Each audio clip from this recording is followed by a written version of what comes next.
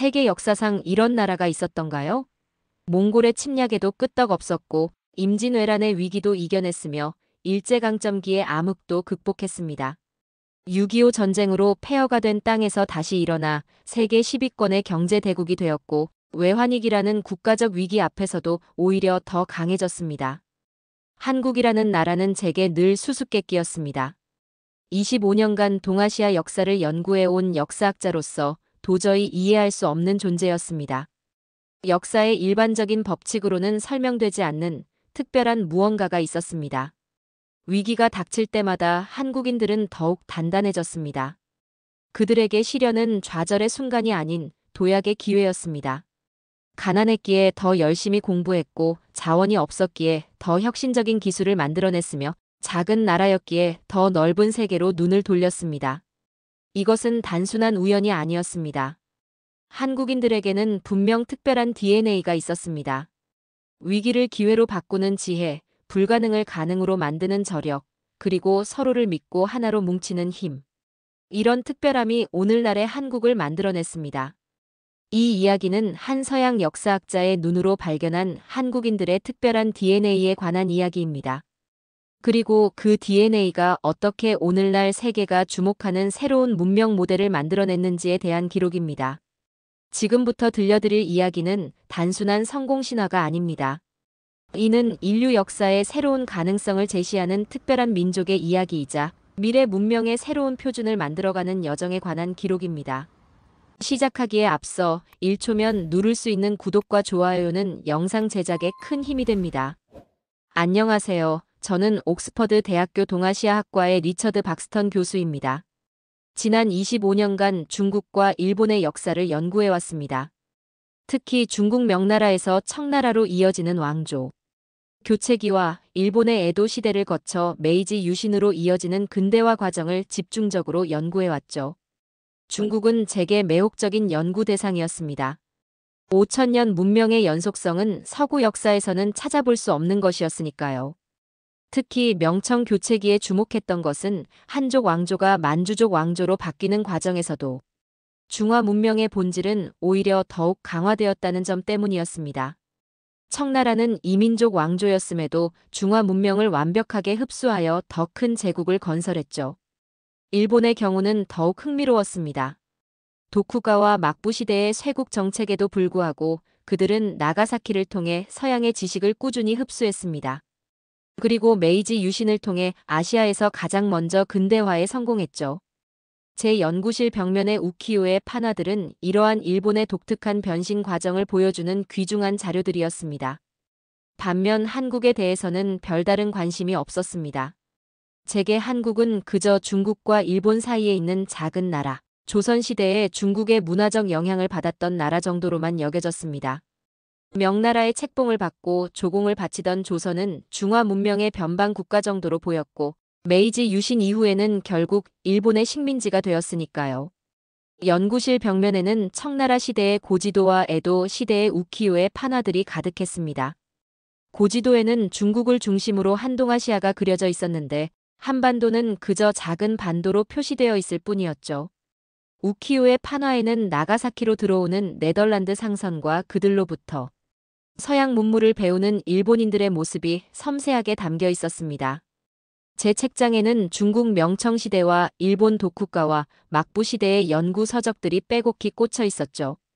중국의 정치제도, 과거제도, 상업 발달 과정을 다룬 책들, 일본의 막번 체제와 조카마치의 발달, 란가쿠의 발전을 분석한 연구서들이었습니다. 반면 한국 관련 서적이라고는 고작 동아시아 사계론에 실린 몇 페이지가 전부였습니다. 그마저도 명나라의 책봉과 임진왜란, 그리고 일본 강점기를 설명하는 과정에서 부수적으로 언급되는 정도였죠. 그러던 2023년 늦가을, 제 연구실에 한 제자가 찾아왔습니다. 박사과정에 있는 에밀리 김이었죠. 한국계 영국인인 그녀는 평소 수업 시간에도 날카로운 질문을 자주 던지곤 했습니다. 그날도 그녀는 뜻밖의 질문을 했습니다. 교수님, 왜 한국은 그렇게 작은 나라면서도 수많은 외세의 침략을 이겨내고 살아남았을까요? 저는 할아버지께 들은 이야기들이 있는데 도저히 이해가 되지 않습니다. 처음에는 그저 학생의 호기심 어린 질문 정도로 여겼습니다. 하지만 그녀의 질문은 제 머릿속에 계속 맴돌았습니다. 문득 책장에서 동아시아 역사 자료들을 꺼내보기 시작했습니다. 한국 역사에서 매우 특이한 패턴을 발견했습니다. 다른 나라들이 위기 앞에서 쇠락의 길을 걸을 때 한국은 오히려 그것을 도약의 기회로 삼았다는 점이었습니다. 통계적으로 보면 이는 매우 이례적인 현상이었습니다. 제가 주목한 것은 바로 이 위기 극복의 메커니즘이었습니다. 역사의 흐름 속에서 한국은 지속적으로 강대국들의 침략과 위협에 노출되어 왔습니다. 하지만 그때마다 놀라운 방식으로 이를 극복해냈고 더 나아가 그것을 발전의 계기로 삼았던 것입니다. 이런 현상은 일반적인 역사 이론으로는 설명되지 않았습니다. 역사학의 통상적인 패턴을 보면 한 국가가 수차례의 존폐 위기를 겪고도 살아남는 것 자체가 매우 드문 일입니다. 하물며 그 과정에서 더 강해져서 세계적인 강국으로 성장한다는 것은 거의 전례가 없는 일이었습니다. 이러한 발견은 저의 학문적 호기심을 강하게 자극했습니다. 한국이라는 나라가 가진 특별함, 그들만의 독특한 생존과 번영의 메커니즘을 밝혀내고 싶었습니다. 결국 저는 한국을 직접 연구해 보기로 결심했습니다. 제 호기심은 이미 걷잡을 수 없이 커져 있었고, 한국은 기존의 모든 역사 이론을 뒤집는 특별한 사례로 보였습니다. 그러던 어느 날 에밀리가 저의 연구실을 다시 찾아왔습니다. 이번에는 박사 논문 주제를 논의하고 싶다고 했죠. 교수님, 제 박사 논문 주제로 한민족의 역사적 회복 탄력성을 연구하고 싶습니다. 고려시대부터 현대까지 한국이 어떻게 수많은 위기를 극복하고 살아남았는지를 분석하는 거예요. 솔직히 말씀드리면 처음에는 고개를 가로저었습니다. 에밀리, 한국은 논문 주제로는 너무 작아. 사료도 부족할 텐데 객관적인 학술 연구가 가능할지 의문이구나. 차라리 중국의 한 왕조나 일본의 특정 시대를 연구하는 게 어떻겠니? 그러자 에밀리는 준비해온 자료들을 제 책상 위에 펼쳐놓았습니다. 고려시대 몽골 침략기의 기록들, 임진왜란 당시의 실록들, 독립운동가들의 편지와 일기, 그리고 한국 전쟁 이후의 경제 개발 관련 문서들까지. 놀랍게도 상당수가 영어로 번역되어 있었습니다. 이건 제 할아버지께서 남기신 독립운동 일기입니다. 할아버지는 항일운동을 하시다 고문을 받으셨지만 절대 굴복하지 않으셨대요. 해방 후에는 전쟁으로 모든 것을 잃으셨지만 다시 일어나 자식들을 가르치셨고 그 자식들은 지금 세계적인 기업의 임원이 되었습니다. 에밀리가 보여준 자료들을 검토하면서 제 고정관념이 흔들리기 시작했습니다. 표면적으로만 보면 한국은 분명 작은 나라였지만 그 속에 담긴 역사는 결코 작지 않았습니다. 며칠 후 에밀리가 반가운 소식을 들고 왔습니다. 한국학중앙연구원에서 박사과정 학생 연구 지원 장학금을 받게 되었다는 것이었죠. 1년간 한국에서 현지 연구를 할 수 있는 기회였습니다. 교수님, 함께 가주시면 안 될까요? 교수님의 동아시아 역사 전문성이 이 연구에 큰 도움이 될 것 같습니다. 잠시 고민했습니다. 55세의 나이에 새로운 연구를 시작한다는 것이 부담스럽기도 했고 중국과 일본 연구에 대한 미련도 있었습니다. 하지만 이미 제 호기심은 걷잡을 수 없이 커져 있었습니다. 결국 저는 한국을 직접 연구해 보기로 결심했습니다. 동료 교수들의 반응은 예상대로였습니다. 중국과 일본 전문가인 제가 왜 갑자기 한국에 관심을 갖느냐는 것이었죠. 심지어 일부 동료들은 제가 최근 유행하는 한국 문화에 현혹된 것이 아니냐며 비아냥거렸습니다. 하지만 제 호기심은 이미 걷잡을 수 없이 커져 있었습니다. 역사학자로서 30년 가까이 연구해온 제게 한국은 기존의 모든 역사 이론을 뒤집는 특별한 사례로 보였습니다. 그리고 이것은 단순한 호기심을 넘어 제 학문적 신념을 뒤흔드는 도전이 되었습니다. 2024년 3월, 저는 에밀리와 함께 한국행 비행기에 올랐습니다. 기내에서 우연히 본 한국의 역사 다큐멘터리는 제 예감이 옳았음을 확신시켜 주었습니다. 이제 저는 직접 한국의 역사적 현장들을 찾아가며 그동안 제가 놓치고 있던 것들을 발견하게 될 것입니다. 인천공항에 도착한 후 첫 번째 방문지는 통영의 이순신 기념관이었습니다. 이곳에서 발견한 난중일기는 제 연구의 결정적인 전환점이 되었습니다. 전쟁 중에 쓴 일기라고는 믿기 어려울 정도로 정제된 필체와 냉철한 기록이었죠.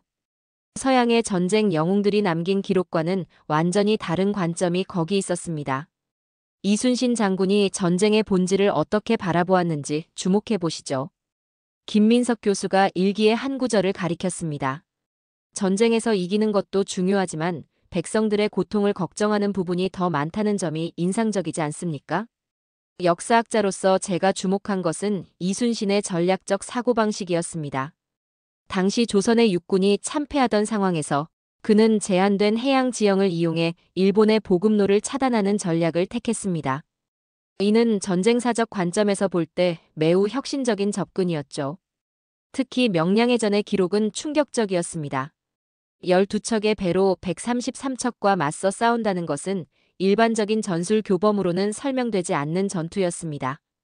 그런데 더욱 놀라운 것은 전투 기록의 세세한 부분이었습니다. 조류의 흐름, 바람의 방향, 지형적 특성까지 모두 계산해 넣었다는 점이 흥미롭습니다. 기록을 검토하며 말씀드렸습니다. 이는 단순한 무인이 아닌 과학자의 면모를 보여주는 대목이죠. 거북선의 설계도를 연구하면서는 또 다른 발견이 있었습니다. 당시 서양의 군함들이 대형화와 중무장화에 치중했던 것과 달리 거북선은 기동성과 은밀성에 중점을 두었습니다. 이는 약자가 강자를 상대하는 비대칭 전략의 전형을 보여주는 사례였죠. 그러나 임진왜란에서 가장 주목할 만한 현상은 의병의 활동이었습니다. 전국 각지의 의병 기록을 분석하면서 저는 하나의 패턴을 발견했습니다. 신분과 계급을 초월한 전 민족적 항쟁이 자발적으로 일어났다는 점이었죠. 곽재우 의병장의 활동을 보면 김 교수가 자료를 펼쳐 보였습니다. 상류층 출신임에도 평민들과 함께 싸웠고 그들을 자신의 형제처럼 대했다는 기록이 있습니다. 역사적 관점에서 볼 때 이는 매우 특이한 현상이었습니다. 당시 신분제 사회에서 계급을 뛰어넘는 연대는 찾아보기 힘든 일이었기 때문입니다. 더구나 의병들은 단순한 저항군이 아닌 조직적이고 체계적인 군사 조직의 면모를 보여주었습니다. 진주성 전투 기록은 또 다른 차원의 통찰을 제공했습니다. 성이 함락될 위기에 처하자 부녀자들까지 전투에 참여했다는 기록이 있었습니다. 전쟁이 단순한 군사들의 싸움이 아닌 온 민족의 생존을 건 항쟁이었음을 보여주는 대목이었죠. 의병들의 포로 처우도 주목할 만합니다. 제가 발견한 특이점을 언급했습니다. 당시 전쟁의 관행과 달리 많은 의병장들이 포로를 인도적으로 대우했다는 기록이 있습니다. 이는 단순한 복수나 증오가 아닌 더 높은 차원의 가치관이 작용했다는 증거가 아닐까요? 의병 활동의 기록을 정리하면서 저는 한 가지 가설을 세우게 되었습니다. 한국인들에게는 위기 상황에서 발현되는 특별한 집단 지성이 있다는 것이었죠. 개인의 영웅심이나 단순한 애국심을 넘어선 공동체 전체의 지혜가 작동하는 듯 했습니다. 교수님, 이런 공동체적 대응은 현대 한국에서도 발견됩니다. 에밀리가 흥미로운 지적을 했습니다. IMF 외환위기 때의 금모으기 운동이나 코로나19 대응에서도 비슷한 패턴이 보이죠. 그녀의 말에 깊이 공감했습니다. 임진왜란 당시 보여준 한국인들의 대응 방식은 단순한 과거의 기록이 아니었습니다. 그것은 위기 상황에서 발현되는 한민족 특유의 생존 전략이었고 이는 현대까지 면면이 이어지고 있었던 것입니다. 이제 우리의 연구는 새로운 단계로 접어들어야 했습니다. 일제강점기라는 또 다른 시련 속에서 한국인들이 보여준 저항의 역사를 살펴볼 차례였죠. 그들의 독립운동은 임진왜란 때의 의병 정신과 어떻게 연결되는지 그 맥락을 찾아내는 것이 다음 과제였습니다. 서대문형무소 기록보관실에서 마주한 자료들은 저의 학문적 관점을 완전히 바꿔놓았습니다. 35년간의 일제강점기는 한민족에게 극한의 시련이었지만 그 속에서 발견한 것은 단순한 저항의 역사가 아니었습니다. 이 문서들은 형무소 관리들이 남긴 신문 기록입니다. 김 교수가 낡은 문서처를 조심스럽게 펼쳤습니다. 특히 유관순 열사의 기록은 주목할 만한 가치가 있습니다. 신문 기록을 면밀히 검토하면서 한 가지 특이한 패턴을 발견했습니다. 고문과 협박 속에서도 독립운동가들은 결코 동료들을 밀고 하지 않았다는 점이었죠. 이는 단순한 충절의 차원을 넘어선 더 높은 차원의 신념 체계를 보여주는 증거였습니다. 독립운동가들의 재판 기록도 흥미로운 자료를 제공했습니다. 그들은 법정에서도 당당히 자신들의 신념을 밝혔고 오히려 식민지배의 부당성을 조목조목 반박했습니다. 식민지 재판정에서 이런 태도를 보인다는 것은 매우 이례적인 일이었죠. 특히 주목할 만한 것은 독립운동의 지역적 확산이었습니다. 3.1 운동의 기록을 분석해보니 전국에서 동시다발적으로 만세운동이 일어났다는 점이 인상적이었습니다. 이는 뛰어난 조직력과 정보전달 체계가 있었음을 시사하는 증거였죠. 당시 통신수단이 제한적이었음에도 불구하고 어떻게 이런 대규모 집단행동이 가능했을까요? 제가 던진 질문에 김 교수가 흥미로운 설명을 해주었습니다. 장터와 시장이 중요한 역할을 했습니다. 상인들의 네트워크를 통해 독립운동의 정보가 전국으로 퍼져나갔죠. 이는 조선시대부터 이어져 온 민간 네트워크의 저력이었습니다. 강제징용 피해자들의 증언록을 검토하면서 또 다른 발견을 하게 되었습니다. 탄광이나 군수공장으로 끌려간 젊은이들은 극한의 상황에서도 서로를 돌보며 생존을 모색했습니다. 그들은 비밀리에 한글로 일기를 쓰고 고향 소식을 나누며 정체성을 지켜냈죠. 위안부 피해 할머니들의 증언은 더욱 충격적이었습니다. 그러나 그들의 증언에서 발견한 것은 단순한 비극이 아니었습니다. 그들은 전쟁의 피해자이면서도 평화의 소중함을 일깨우는 인권운동가로 거듭났습니다. 이는 한국인들의 성숙한 정신세계를 보여주는 증거였죠. 한글 지키기 운동도 주목할 만한 사례입니다. 조선어학회 자료를 살펴보며 말했습니다. 일제의 한글 말살 정책에 맞서 목숨을 걸고 우리말을 지켜냈으니까요. 조선어학회 사건의 재판 기록은 특히 인상적이었습니다. 학자들은 고문을 받으면서도 한글 연구를 포기하지 않았고 오히려 감옥에서도 사전 편찬 작업을 계속했다고 합니다. 문화적 정체성을 지키려는 이런 노력은 서구 식민지 역사에서도 찾아보기 힘든 사례였습니다. 에밀리가 할아버지의 옥중 일기를 보여주었을 때 저는 더욱 깊은 통찰을 얻게 되었습니다. 그의 할아버지는 독립운동으로 체포되어 1년간 서대문 형무소에서 복역했다고 합니다. 할아버지는 매일 밤 몰래 한글로 일기를 쓰셨대요. 일본어 사용을 강요받았지만 한글만은 절대 포기하지 않으셨다고 합니다. 연구를 진행할수록 일제강점기 한국인들의 저항에서 특별한 패턴이 발견되었습니다. 그것은 단순한 물리적 저항이 아닌 문화적 정체성을 지키기 위한 치열한 투쟁이었습니다. 더욱 놀라운 것은 이 과정에서 보여준 그들의 정신적 고귀함이었죠. 대한민국 임시정부 자료에서 그들은 단순히 일제에 대한 저항만이 아닌 새로운 민주국가 건설을 위한 체계적인 준비를 하고 있었습니다. 이는 당시 다른 식민지 독립운동과는 확연히 구분되는 특징이었죠. 임시정부의 문서들을 보면 김 교수가 설명을 이어갔습니다. 이미 1919년 단계에서 민주공화제를 지향하고 있었습니다. 이는 매우 선진적인 시각이었죠. 야간 자료 검토를 마치고 숙소로 돌아가는 길에 깊은 생각에 잠겼습니다. 일제강점기는 한민족에게 큰 시련이었지만 그들은 이를 통해 더욱 강해졌습니다. 더욱 중요한 것은 그 과정에서 보여준 정신적 고귀함이었습니다. 증오 대신 화해를, 복수 대신 평화를 선택한 그들의 모습에서 저는 진정한 문명의 의미를 발견할 수 있었습니다. 다음 날 우리의 연구는 해방 이후의 시기로 이어졌습니다. 한국 전쟁과 그 이후의 경제 발전 과정에서 한국인들은 또 어떤 저력을 보여주었을까요? 그 해답을 찾아 나서는 여정이 저를 기다리고 있었습니다. 1970년대 초의 한국은 제가 알던 나라와 전혀 달랐습니다. 새마을운동 기록보관소에서 발견한 흑백 사진들은 충격적이었죠. 초가지붕을 걷어내고 슬레이트 지붕을 올리는 마을 사람들, 맨손으로 마을길을 넓히는 주민들의 모습이 담겨 있었지요. 잘 살아보세라는 구호 아래 시작된 새마을운동은 단순한 농촌 개발 정책이 아니었습니다. 김민석 교수의 설명에 따르면 이는 한국인들의 생활 양식과 사고방식을 근본적으로 바꾼 문화혁명이었다고 합니다. 당시 기록을 보면 놀라운 통계가 나옵니다.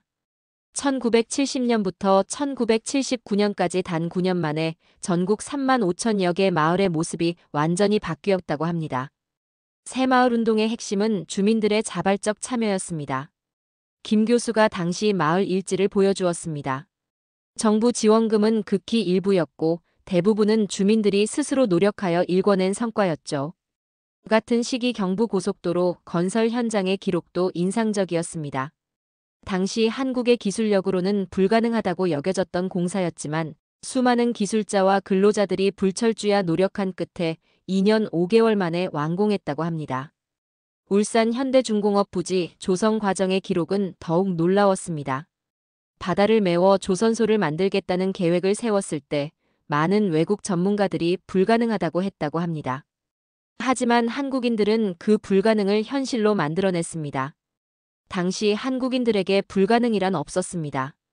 현대중공업 초창기 근로자의 증언이 담긴 영상을 보며 김 교수가 말했습니다. 그저 아직 해보지 않은 일일 뿐이었죠. 이러한 개발의 시기를 거쳐 한국은 급격한 성장을 이루었습니다. 하지만 1997년 예상치 못한 외환위기가 찾아왔습니다. IMF 구제금융을 받아야 했던 그 시기, 한국인들은 또다시 놀라운 모습을 보여주었습니다. 전국 각지에서 시작된 금 모으기 운동은 세계 경제사에서 유례를 찾기 힘든 현상이었습니다. 300만 명이 넘는 시민들이 자발적으로 참여했고 모인 금의 양은 227톤에 달했습니다. 금 모으기 운동의 진정한 의미는 금액이 아니었습니다. 당시 신문 기사들을 검토하며 말했죠. 국민들의 자발적인 참여와 단결력을 전 세계에 보여준 것, 그것이 한국이 위기를 극복할 수 있다는 신호가 되었죠. 2002년 월드컵은 이런 자신감이 폭발적으로 표출된 순간이었습니다. 수백만 명의 시민들이 거리로 쏟아져 나와 붉은 물결을 만들었지만 단 한 건의 폭력 사태도 없었습니다. 질서정연한 응원과 자발적인 쓰레기 수거는 성숙한 시민의식을 보여주는 상징이 되었습니다. 지금의 한국은 반도체 시장에서 세계를 선도하고 조선 산업에서 독보적인 위치를 차지하고 있습니다. 특히 최근의 촛불 시위는 민주주의와 경제 발전이 조화롭게 이뤄낸 성과를 보여주었습니다. 한국의 발전은 단순한 경제 성장이 아니었습니다. 자료를 정리하며 에밀리에게 말했습니다. 그것은 시민의식의 성장, 문화적 성숙, 그리고 끊임없는 혁신이 만들어낸 종합적인 결과였죠. 코로나19 대응에서 보여준 한국의 모습은 이를 다시 한번 증명했습니다.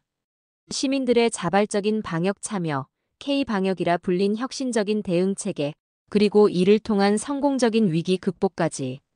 이제 한국은 세계가 주목하는 새로운 표준이 되어가고 있었습니다. 연구실로 돌아오는 길에 생각했습니다. 1970년대 초 새마을 운동으로 시작된 한국의 변화는 단순한 근대화 과정이 아니었습니다. 그것은 한 민족의 끊임없는 도전 정신과 혁신의 기록이었고, 이제는 세계가 배우고자 하는 새로운 발전 모델이 되어가고 있었습니다. 2024년 가을, 옥스퍼드 대학 역사학부 대강당에서 1년간의 연구 결과를 발표하게 되었습니다. 평소와 달리 강당은 청중들로 가득 찼습니다. 중국과 일본을 연구하던 제가 갑자기 한국을 주제로 연구 결과를 발표한다는 소식에 많은 학자들이 관심을 보인 것입니다. 한국의 성공은 결코 우연이 아니었습니다. 라며 발표를 시작했습니다. 그들은 5천년 역사 속에서 위기를 극복하는 특별한 DNA를 만들어 왔습니다. 이는 단순한 생존 본능을 넘어선 문명의 새로운 가능성을 보여주는 것이었습니다. 스크린에는 제가 한국에서 수집한 자료들이 차례로 등장했습니다. 고려시대 대몽항쟁부터 시작해서 임진왜란 당시의 의병 기록들, 일제강점기의 독립운동 자료들, 그리고 현대의 경제 발전 과정까지. 이 모든 기록들은 하나의 일관된 패턴을 보여주고 있었습니다. 한국인들의 위기 극복 방식에는 특별한 점이 있었습니다. 그들은 단순히 저항하거나 투쟁하지 않았습니다.